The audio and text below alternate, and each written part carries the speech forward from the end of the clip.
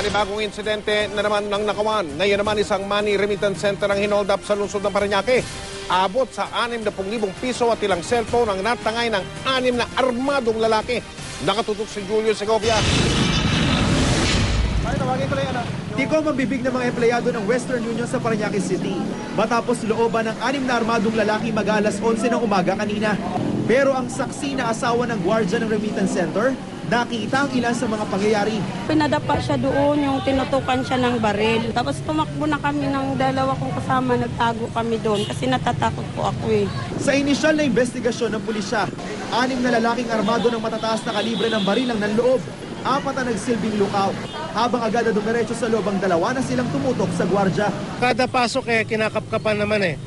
Pero itong isang gwardiya imbis nga na magpakapkap doon nagdaan sa likod ng gwardiya. Hinabol pa ito ng gwardiya kaya okay din yung gwardiya eh.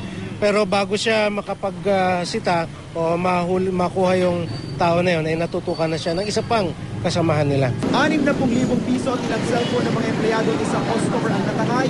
Di raw agad nakalabas ang mga suspect dahil nag-automatic lock ang pinto. Kaya binasag nila ang glass door ng establishmento. Patakas na raw ang mga suspect ng mapadaan ng rumorondang police mobile na ito. Bukod sa 3 pulis, may 2 barangay official na sakay rin daw ang naturang sasakyan. Pinaputukan daw sila ng mga suspect. Buti na lang at walang nasaktan.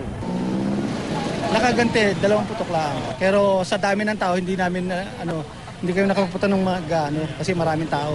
Nahihirapan ng pulisya na matukoy ang galaw ng mga suspect dahil walang CCTV camera ang establishmento. Pero isa ang tiyak, nagpanggap daw na customer ng remittance center ang isa sa mga suspect. Isang araw bago isagawa ang panluloob. Previously may nag-transact dito. At dito buti na lang sa transaction nila ay nag-iiwan ng ID card. Namukha nila yung isang tao na nag-withdraw lamang ng 200 pesos. At nung tiningnan nga yung ID, yung picture ng tao na yon na naiwan dyan, isa. 2 linggo pa lang ang nakakaraan ng looban din ng mga hold-upper ang isa pang Western Union branch sa Molino, Bacoor, Cavite. Ilang sandali matapos nito, sunod namang nilooban ng LBC branch sa Bayanan, Bacoor, Cavite rin. Hindi pa malinaw ngayon kung magkaugnay ba ang mga magkakasunod na pang-hold up sa mga money remittance center. Julio Segovia, nakatutok 24 oras.